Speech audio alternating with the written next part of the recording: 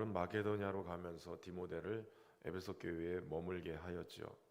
자신이 없는 동안 자신처럼 그렇게 에베소 교회의 여러 문제들, 어려운 일들을 처리하도록 그렇게 두었던 것입니다.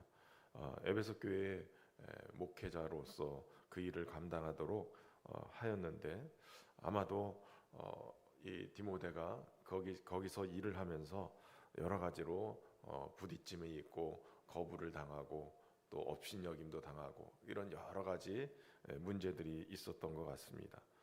그래서 이 디모데를 목회자로 어떤 격려도 해주고, 그리고 또 당면한 여러 문제들을 처리할 것을 어떻게 처리해야 될 것인가를 가르쳐주기 위해서 이 목회 서신으로 디모데서를 쓰게 된 것이죠.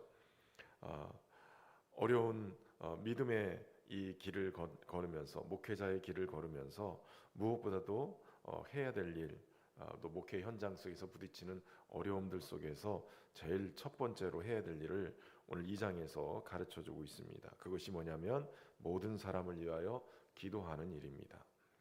모든 사람을 위해서, 그들을 위해서 우선적으로 해야 될 것이 바로 간구와 기도와 도구와 감사를 하라고 얘기하고 있어요.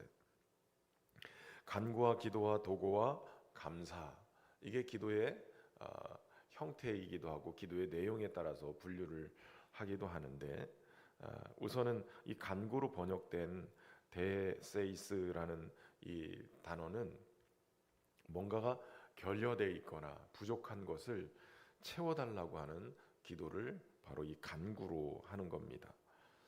그리고 기도로 번역된 프로슈카스라는 이 단어는 거의 같은 의미이기도 하지만, 이 기도를 다른 말로 표현하면, 앞에서는 간구는 결여되고 부족한 것을 채워달라는 기도였다면, 이 기도로 번역된 이 단어는 우리의 선한 행실이나 우리에게 있어서 선한 것들이 더 많이 채워지게 해달라고 기도하는 거예요.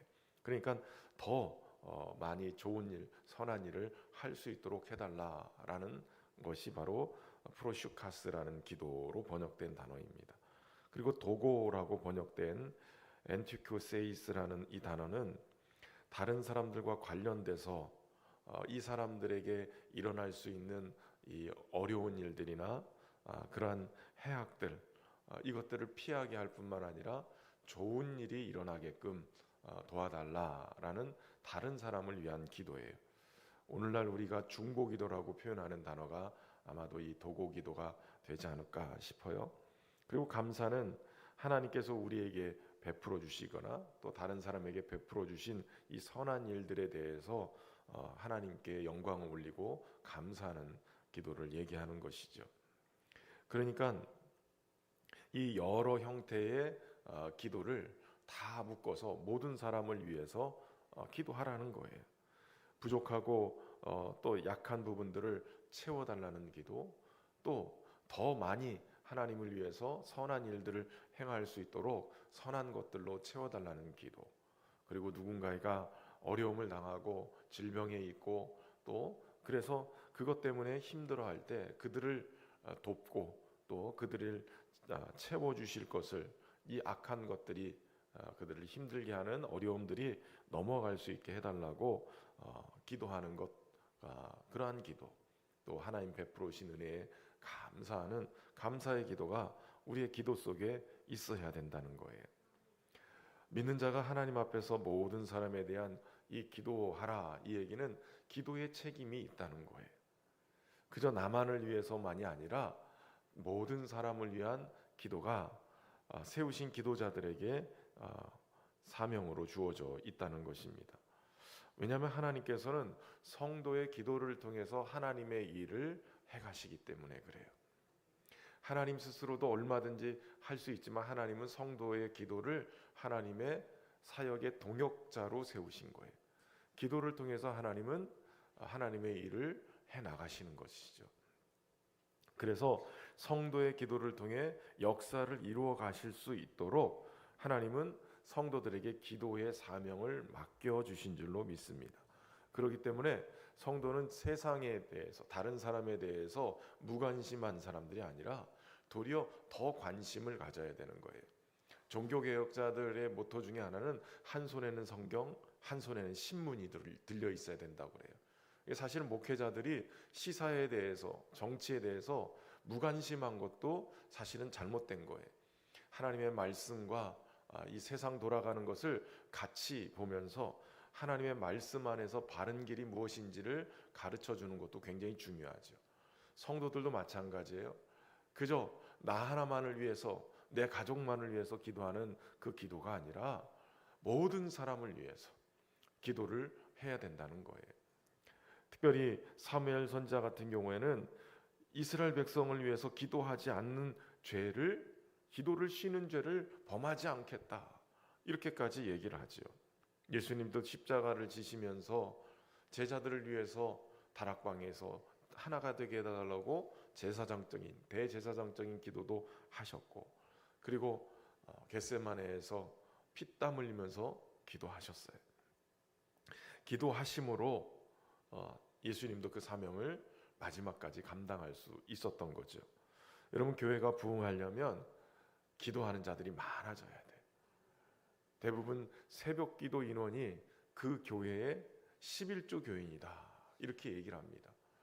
기도가 서지 않으면 금방 시험에 들 수 있어요.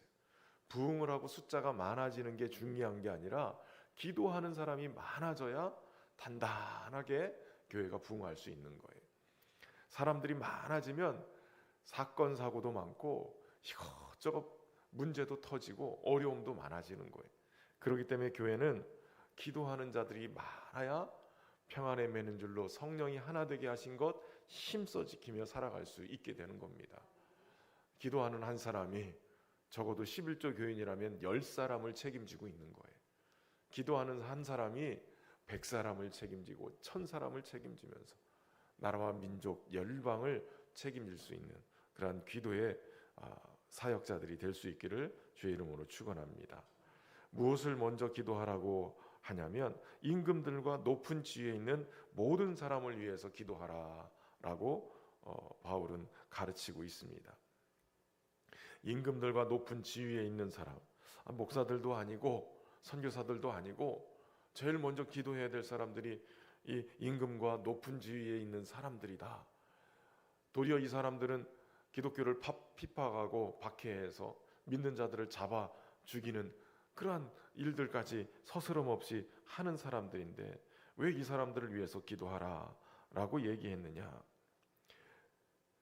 바로 정치와 사회가 평안해야 성도들이 바로 경건과 단정함으로 고요하고 평안한 생활을 하면서 믿음 생활을 할 수 있기 때문에 그래요. 정치 지도자 한 사람이 잘못된 판단을 하고 또 이 사회가 잘못된 정책들을 만들어서 그것을 해나가면 모든 에너지가 거기에 쏠리면서 문제가 일어나는 거예요. 지금 한국 사회가 갑작스런 한참 막 열심히 잘 올라가다가 갑작스런 상황에 이렇게 엉망이 되잖아요. 정치가 엉망이 돼버리니까 그러니까 세계 속에서 한국의 위치가 흔들려 버리는 거예요. 그러니까 그렇게 세계 속에 정치가 흔들려 버리니까 경제도 흔들려 버려요. 원달러 환율이나 이런 것들도 다 틀어져 버리고 주가도 떨어져 버리고 경제가 위기에 처해 있는 거예요. 그러다 보니 서민들의 경제에 문제가 생겨버리죠. 국방이나 이런 것들도 안정적이어야 되는데 정치가 다 틀어져 버리니까 국방도 어떻게 되는지. 세계는 정신없이 변하고 있는데 우리나라만 그냥 정체에 돼 있고 퇴보하는 것처럼 그렇게 돼버리는 거예요. 그래 됐을 때 성도들은 어떻습니까?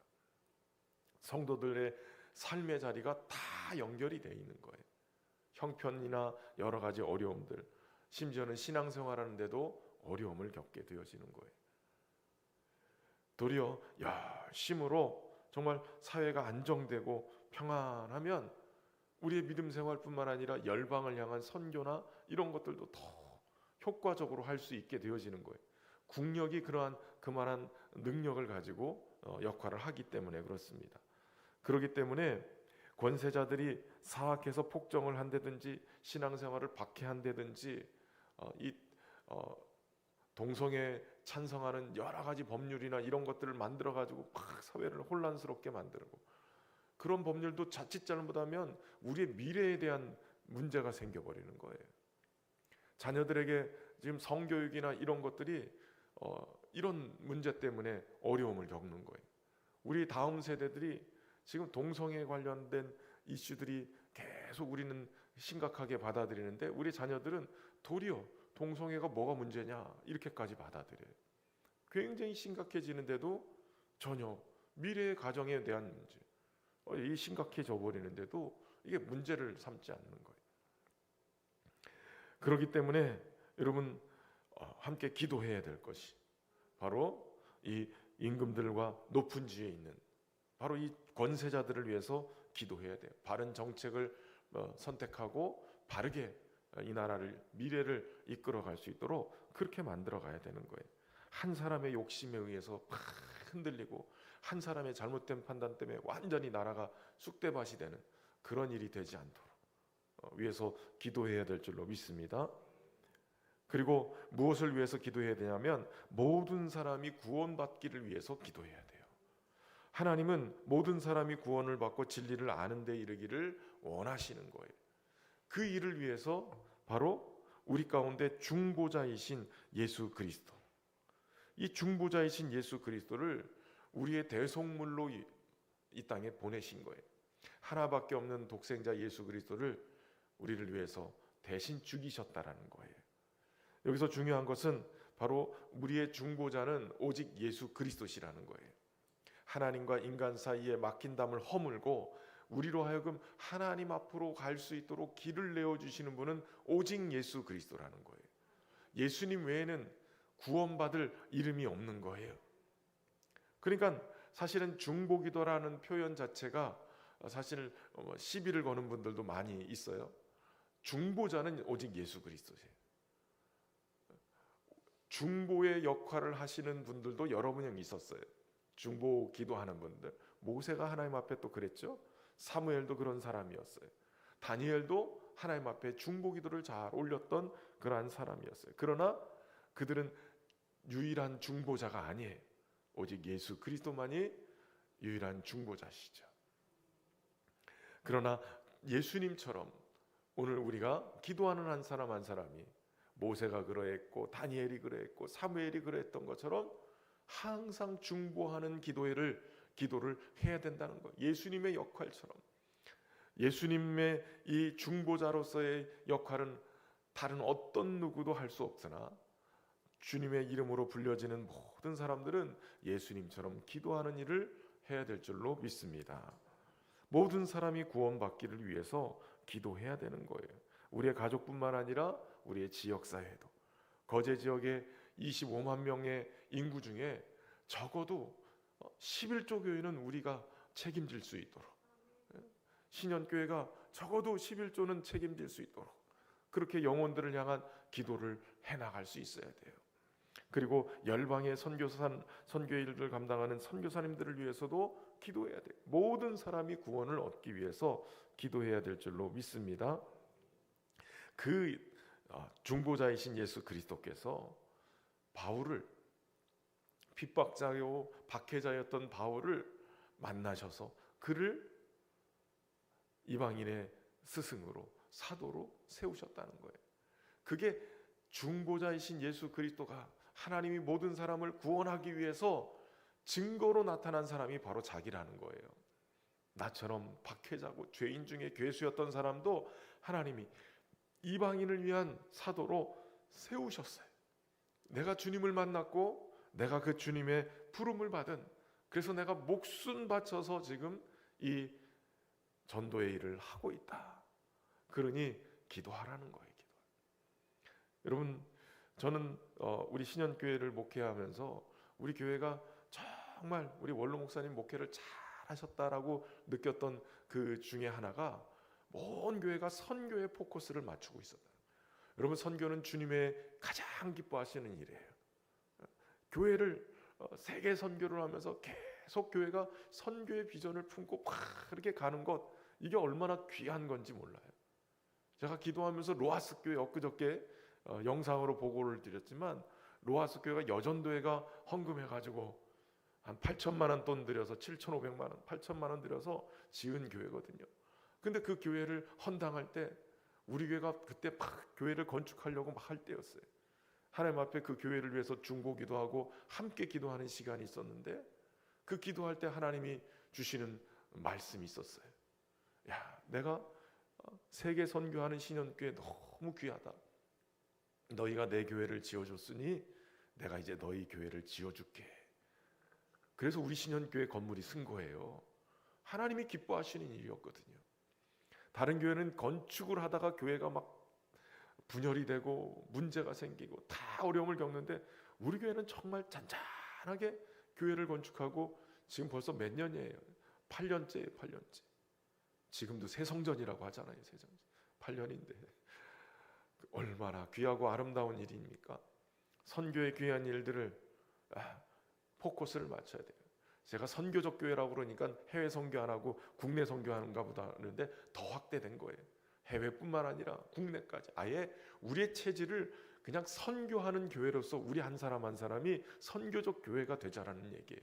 전도도 하고 만나면 전도, 헤어지면 전도, 그냥 뭘 하든 전도, 선교, 이게 머릿속에 우리 삶의 체질이 되게 하자. 이게 선교적 교회예요. 저와 여러분이 그러한 모습으로 살아갈 수 있기를 주의 이름으로 축원합니다. 뒤에 부분에는 남자 성도들은 그래서 뭐 해야 되냐? 분노와 다툼 없이 거룩한 손을 들어서 기도하는 일을 해야 된다는 거예요. 기도하면 교회가 다툼이 일어나지 않아요. 분열이 일어나지 않죠. 기도 안 하고 주의 뜻이라고 나가서 막 분열을 일으키는 거예요. 기도하는 사람, 하나님은 기도하는 걸 통해서 다툼을 가라앉히시는 거예요. 그 여사 성도들은 어떻게 해야 되느냐? 사치와 허영을 버리고 단정한 자세로 하되 다른 것으로 꾸미지 말고 선한 행실로 자신의 삶을 꾸미라는 거예요. 그저 그냥 화려한 막 귀걸이 팔찌 뭐 이런 거 하면서 그걸 스스로 사치를 여기고 꾸미는 것이 아니라 성도들은, 여자 성도들은 선으로 선행을 행하는 것으로 꾸미라는 거예요. 물론 뒤에 순종함으로 조용히 배우라, 여자들이 가르치는 것 허용하지 않는다 그러는데 당시에 특별히 이방 신상을 두고 있는 그러한 동네들은 여자들이 대부분 성전의 이 장녀로, 사제로 역할을 했기 때문에 에베소나 이런 곳들이 다 이 성적인 문란함이 있었어요.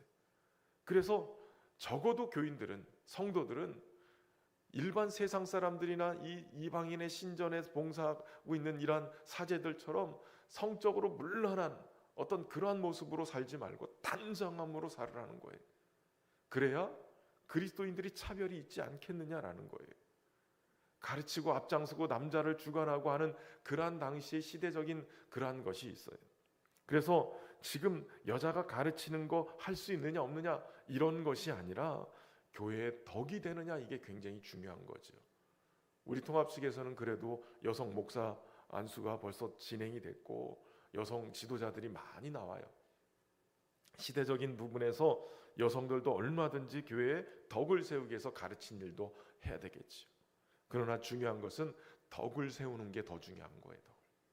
주님의 은혜 안에서 우리 신현교회 안에 정말 덕을 세우고 기도하는 남자들이 많아지고 또 성도들이, 여성들이 단정함으로 선한 행실을 통해서 교회의 덕을 세우고 그래서 부흥하는 그런 은혜가 있기를 주의 이름으로 축원합니다.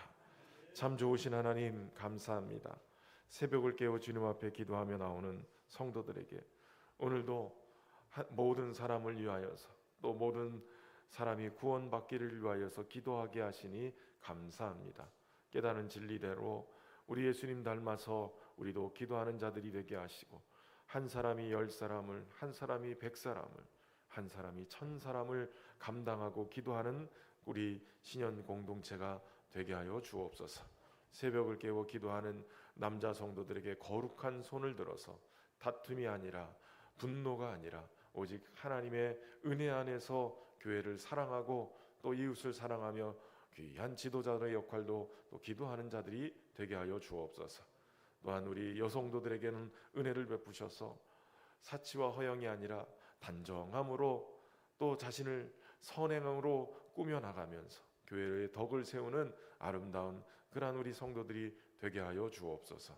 우리 신현교회가 기도하는 자들이 많아져서 하나님의 뜻을 품고 주님의 손과 발이 되어 쓰임받는 부흥하는 교회 되기를 소망합니다. 거제 지역의 11조 교회를 책임질 수 있는 우리 신현교회가 되도록 하나님 축복하여 주옵소서. 평안의 매는 줄로 성령이 하나 되게 하신 것 힘써 지키며 하나됨으로 주님께 영광 돌리고 하나님이 우리를 사랑하셨음을 증거하는 아름다운 신현 공동체가 되도록 축복하여 주옵소서. 특별히 정성을 다한 귀한 예물 올려드립니다. 부족함 없이 채우시고 늘 하나님의 뜻을 이루는 데 넘치도록 부으셔서 주의 영광 드러나게 인도하여 주옵소서. 특별히 겨울 수련회를 준비하고 또 문학제를 준비하는 우리 청소년부와 청년부 하나님 은혜 가운데 붙잡아 주셔서 이 젊은 시절에 주님을 기억하고 또 주님을 깊이 만나는 은혜의 시간들이 되게 하시고 저들의 삶이 다니엘과 세 친구처럼 에스더와 느헤미야처럼 준비되어 아름답게 쓰임받는 믿음의 일꾼들 되게 하여 주옵소서. 오늘도 우리의 삶에 함께 하시고 특별히 기도하는 한 사람에게 주의 은혜를 덧입혀 주시기를 간절히 소망하며 예수님의 이름으로 기도하옵나이다. 아멘.